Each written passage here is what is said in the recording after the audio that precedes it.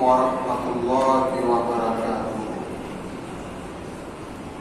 بسم الله الرحمن الرحيم وبه نستعين والصلاة والسلام على سيد الأنبياء والمرسلين محمد وعلى آله وأصحابه أجمعين الطيبين الطاهرين. أما بعد،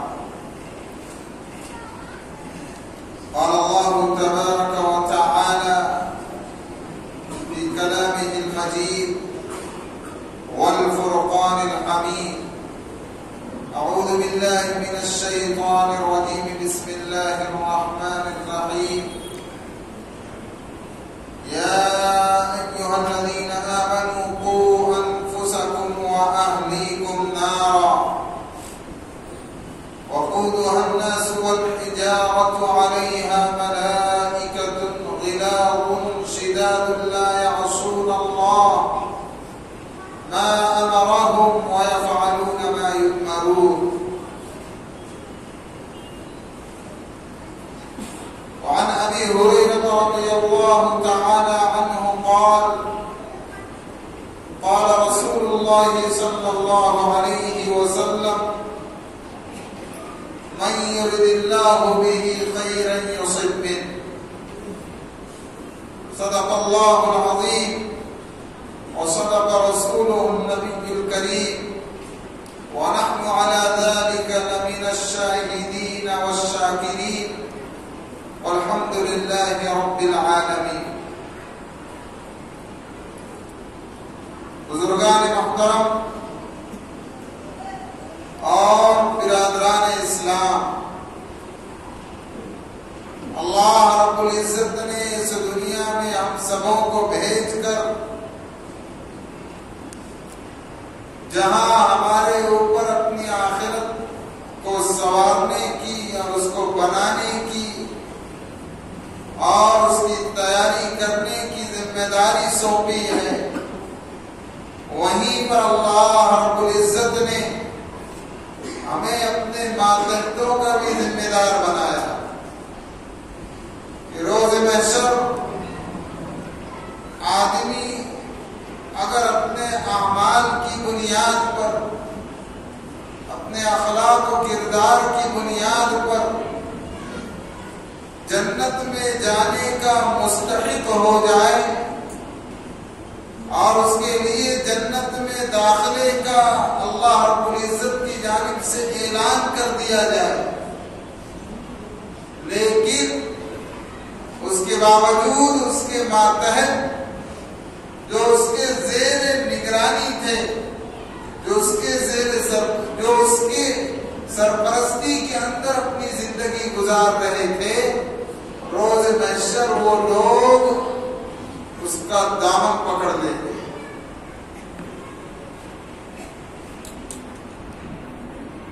بیوی کہے گی اے اللہ، یہ میرا شوہر تھا،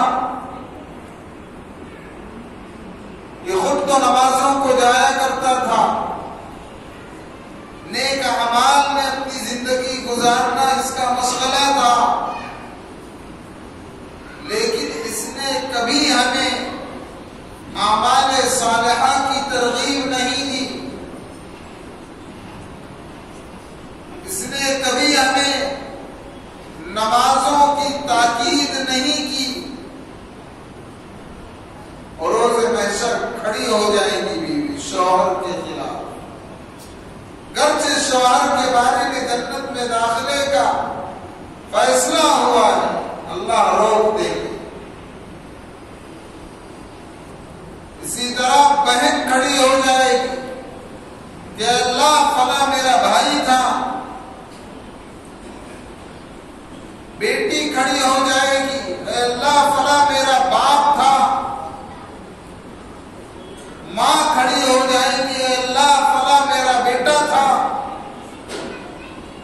کہ یہ خود تو اعمال میں جڑا کرتے تھے، دین کی مجلسوں میں شریک ہونا ان کا مشغلہ رہا، انہوں نے نمازوں کا اہتمام کیا، حلال روزی کمائی، حلال کھایا، اے اللہ انہوں نے تیری یاد میں اپنا وقت گزارا، توبہ استغفار میں اپنا وقت گزارا، درود شریف کی کثرت میں اور اس کے اہتمام میں اپنا وقت گزارا۔ انہوں نے خود اپنی نگاہوں کی حفاظت کی، انہوں نے اپنے شرمگاہوں کی حفاظت کی، انہوں نے اپنے نفس پر کنٹرول کیا۔ لیکن اے اللہ، انہوں نے کبھی ہمیں برائی سے نہیں روکا۔ اے اللہ، انہوں نے کبھی ہمیں دینی مجلسوں میں شرکت کرنے کی تلقین نہیں کی۔ اے اللہ، انہوں نے کبھی ہمیں درود شریف اور استغفار اور قرآن مجید کی تلاوت کا اہتمام کرنے کی ہدایت نہیں فرمائی۔ اے اللہ، انہوں نے کبھی ہمیں فجر کی نماز میں نہیں اٹھایا۔ اے اللہ، کبھی انہوں نے ہمیں بے حیائی سے نہیں روکا۔ اے اللہ، کبھی انہوں نے ہمیں نگاہوں کی حفاظت کرنے کے بارے میں تلقین اور ہدایت نہیں کی۔ ماں کھڑی ہو جائے گی، بیوی کھڑی ہو جائے گی، بہن کھڑی ہو جائے گی، بیٹی کھڑی ہو جائے گی، پیارے آقا حضرت محمد رسول اللہ صلی اللہ علیہ وسلم کی احادیث مبارکہ سے یہ بات پورے طور پر منقح و منزہ ہو کر سامنے آتی ہے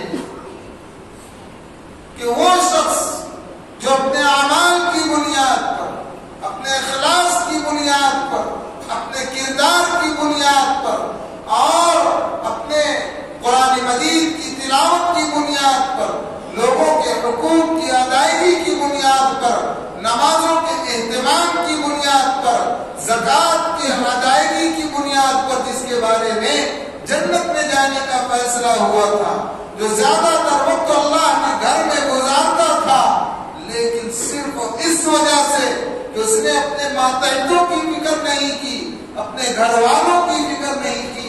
پیارے آقا علیہ السلام کے حدیث سے یہ ثابت ہوتا ہے کہ چاروں سے جہنم میں لے جانے کا ذریعہ ہوتا ہے۔ بہت اہم بات، ہم لوگ حالات کے اعتبار سے خود تو پابند ہو جاتے ہیں، ہم لوگ خود تو نمازوں کا اہتمام کر لیتے ہیں، لیکن ہم کبھی اپنی اولاد کی فکر نہیں کرتے کہ ابھی ظہر کا وقت ہو رہا ہے، جمعہ کا وقت ہو رہا ہے، میری اولاد کہاں ہے، میرا بیٹا کہاں ہے، میری بیٹی کہاں ہے، اور ہے تو نماز پڑھ رہے ہیں یا نہیں پڑھ رہے۔ آج کے اس پرفتن ماحول میں جبکہ ہر طرف دھوکہ دہی، فریب دہی، مکاری اور ہوشیاری گھس چکی ہے، میرے بھائیوں کم سے کم ہم اپنے گھر والوں ہی کی تو فکر کر لیں کہ ان کی آخرت بن جائے۔ قرآن مجید میں اللہ نے صاف فرمایا، یا ایھا الذین آمنوا قوا انفسکم واہلیکم نارا۔ اے ایمان والو، تم اپنے آپ کو بھی اور اپنے گھر والوں کو بھی جہنم کی آگ سے بچاؤ۔ وقودها الناس والحجارة عليها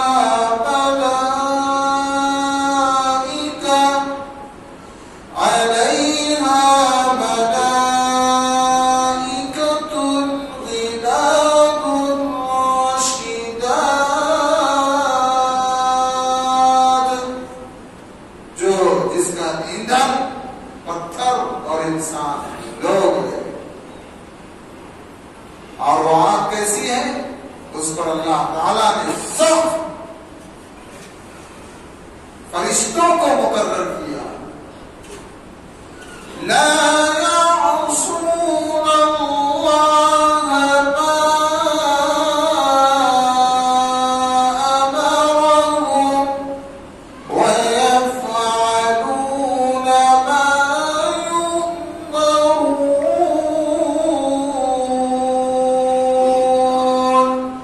اللہ کے وہ فرشتے ایسے ہیں جو اللہ کے دیے ہوئے حکم کی کی نافرمانی نہیں کرتے. لا یعصون اللہ، جو حکم ان کو دے دیا گیا اس کی نافرمانی نہیں کرتے. اللہ نے حکم دیا ہے کہ تم جہنم میں مقرر رہو، ان قلا کو عذاب دیتے رہو اس پر مقرر. وَيَفْعَلُونَ مَا يُؤْمَرُونَ، اور وہ وہی کرتے ہیں جس کا ان کو حکم دیا جاتا ہے. اور حضرت ابو سعید خدری رضی اللہ عنہ سے بخاری اور مسلم میں یہ حدیث مروی ہے. عن ابی سعید الخدری رضی اللہ تعالی عنہ قال قال رسول اللہ صلی اللہ علیہ وسلم کلکم راع وکلکم مسئول عن رعیتہ، کہ تم میں سے ہر شخص، اللہ کے نبی علیہ السلام فرما رہے ہیں، تم میں سے ہر شخص اپنے ماتحتوں کا ذمہ دار ہے، اور روز محشر تم سے تمہارے ماتحتوں کے بارے میں بھی سوال کیا جائے. کوئی آدمی کسی کمپنی کا مالک ہے، کوئی آدمی کسی فیکٹری کا مالک ہے، کوئی آدمی کسی کارخانے کا مالک ہے، کوئی آدمی کسی دکان کا مالک ہے، یا آفس میں اس کے پاس کام کرنے والے مزدور ہے، ان سبوں کا وہ ذمہ دار. صرف گھر کی حد تک نہیں، ماتحتوں میں آس پاس والے سب آ گئے.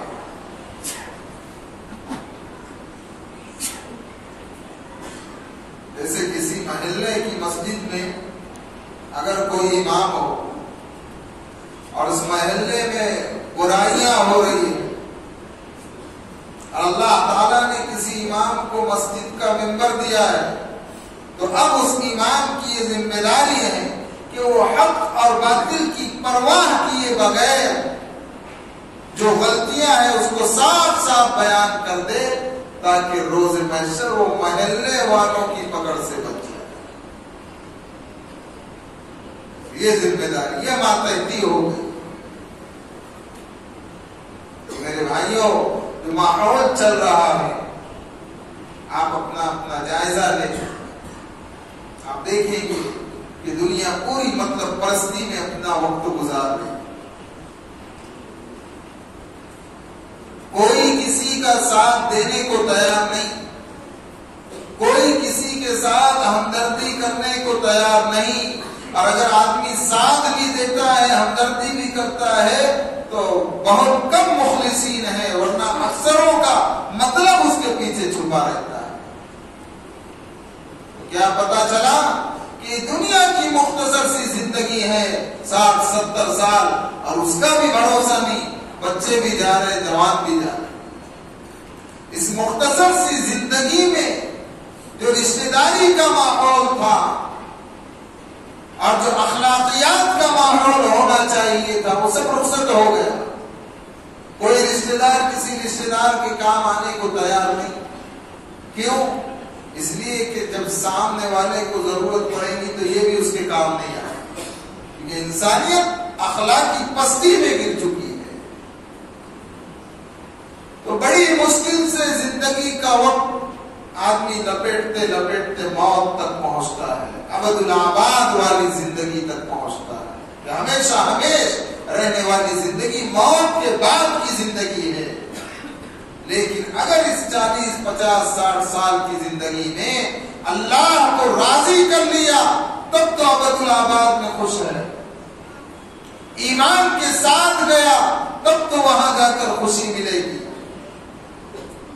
لیکن میرے بھائیوں، اگر ہمارے گناہوں کی نحوست سے موت کے وقت اللہ نہ کرے اگر ہمارا ایمان چھن گیا، تو ہم تو ہمیشہ ہمیشہ کے لیے جہنم میں چلے. تو آج جو دل کی بات کہنا ہے آپ کو، وہ یہ ہے کہ ایسے مطلب پرستی کے ماحول میں ہم کم سے کم اپنے ماتحتوں کے لیے تو مطلب پرست بن جائے. آخرت کی تیاری.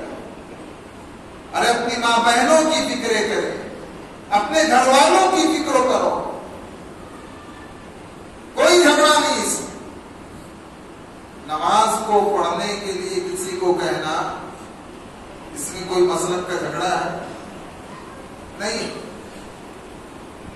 ہم اپنے آس پاس اپنے ماتحتوں کو، اپنے گھر والوں کو، اپنے ملنے جلنے والوں کو، اپنے دوست و اقارب کو اعمال کی طرف لائیں. ہر آدمی اگر اخلاق کی دعوت دے گا اور خود بھی اخلاق سے پیش آئے گا، اگر یہ مجمع جتنا بیٹھا ہے ہر ایک یہ نیت سے اٹھے کہ نہیں، میں اس دور کے اور اس کردار اور اخلاق والے ماحول کو اپنے اندر لانا چاہتا ہوں جو ماحول پیارے آقا حضرت محمد رسول اللہ صلی اللہ علیہ وسلم اور ان کے اصحاب کا تھا۔ اگر یہ نیت سے اٹھے گا اور اس کو پریکٹیکل میں لائے گا تو ماحول چینج ہو جائے، لیکن اتنی جلدی پریکٹیکل میں آئے گا کیوں؟ اس لیے کہ ہم خود بھی دھوکے کھاتے کھاتے چل رہے ہیں۔ لیکن ارادے جن کے پختہ ہوں، یقین جن کا خدا پر ہو، تلاتم خیز طوفان سے وہ گھبرایا نہیں کرتے۔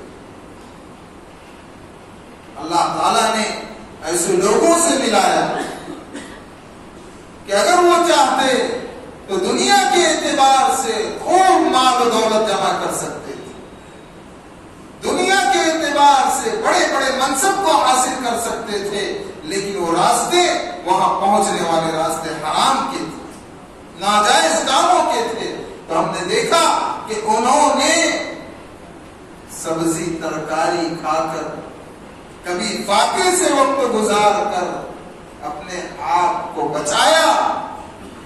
کہ ارادے جن کے پختہ ہوں، یقین جن کا خدا پر ہو، تلاتم خیز طوفان میں وہ گھبرایا نہیں کرتے، گناہوں کے بھنور میں رہ کر وہ حق پر قائم ہے۔ اور دنیا سے گئے تو ہماری اپنی عقلوں کے اعتبار سے انہوں نے کیا کیے؟ کچھ نہیں کیا۔ اولاد کے لیے کیا کیے؟ کچھ نہیں کیا۔ جو بندہ اپنی اولاد کو حلال کھلاتا ہے اور جو بندہ اللہ کے لیے اپنی اولاد کے واسطے حلال طریقے سے بھانڈول نہیں بھی جمع کر پاتا ہے، اگرچہ حرام کے راستے تھے، اللہ تعالیٰ اس کی اولاد کو مالداروں کی اولاد سے زیادہ آگے بڑھاتا ہے۔ یہ اللہ کا وعدہ ہے۔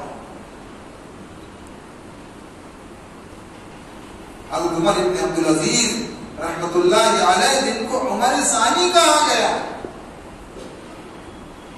دنیا سے رخصت ہونے کا وقت ہے، کسی نے کہہ دیا کہ حضرت نے اپنی اولاد کے لیے کچھ نہیں کیا۔ امیر المومنین تھے، پورے جزیرۃ العرب پر بادشاہ،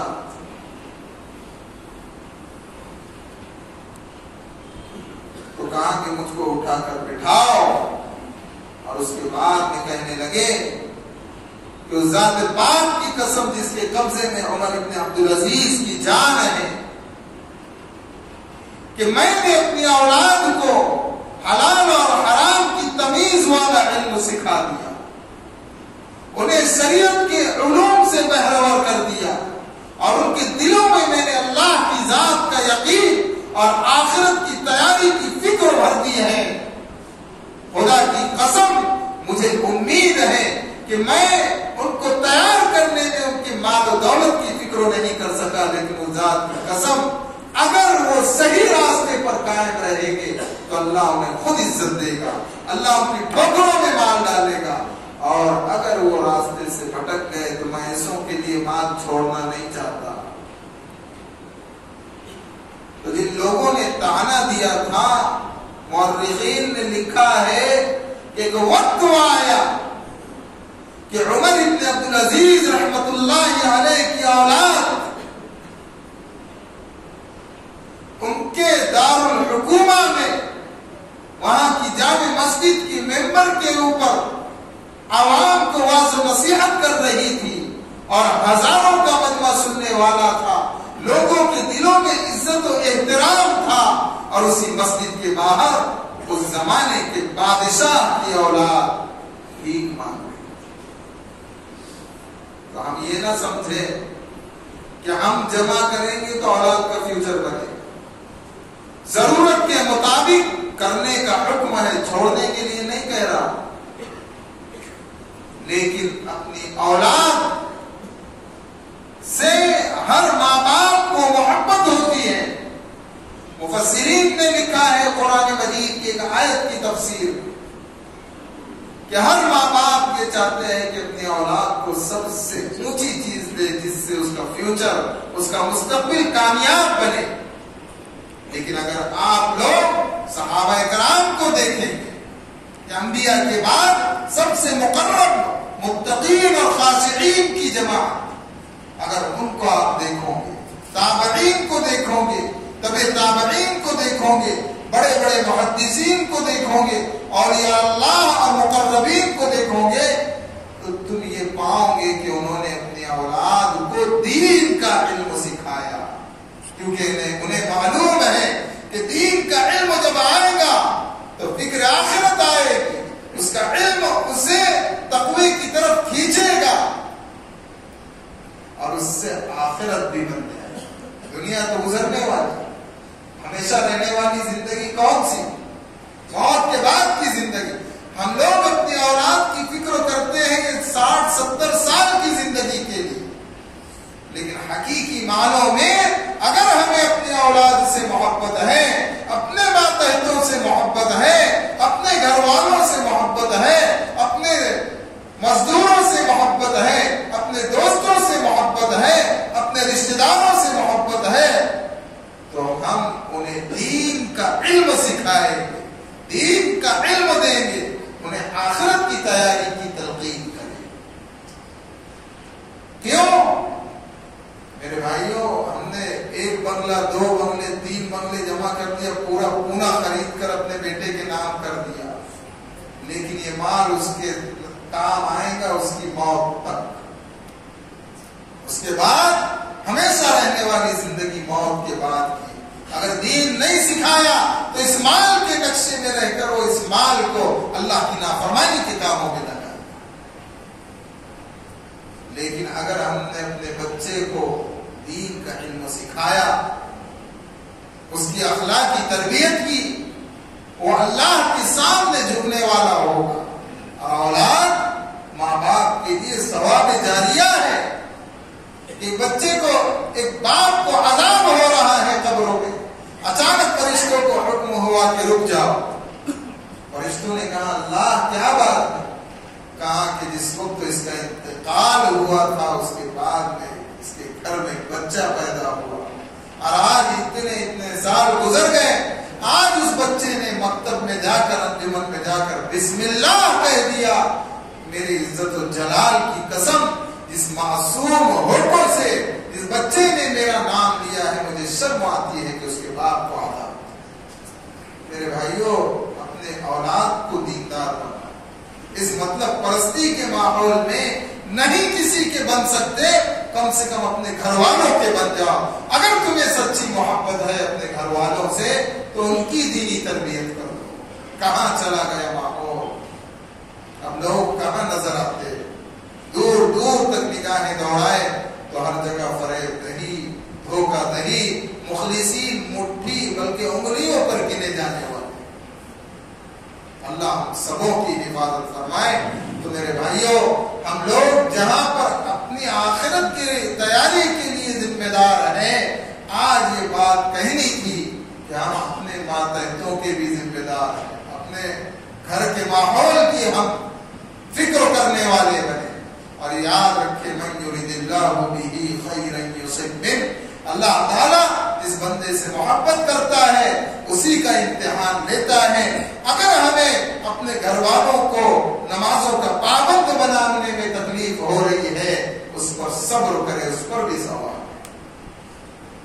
پھر جب ماحول بنے گا تو ماں باپ کے اوپر ہاتھ اٹھانا تو دور کی بات، اولاد اپنے سر کو بھی اوپر نہیں کرے، اپنی نگاہوں کو بھی اوپر نہیں کرے. اللہ تعالیٰ ہم سبوں کو صحیح سمجھ عطا فرمائے، اور اللہ تعالیٰ اس امت کی اخلاقی پستی کو بلندی میں بدلے. اللہ تعالیٰ اس امت کے اندر للہیت پیدا فرمائے، اور اللہ تعالیٰ اس پوری امت کو موت سے پہلے پہلے اپنی رضا کا پروانہ دے کر اپنے پاس بلائے. وآخر دعوانا ان الحمد للہ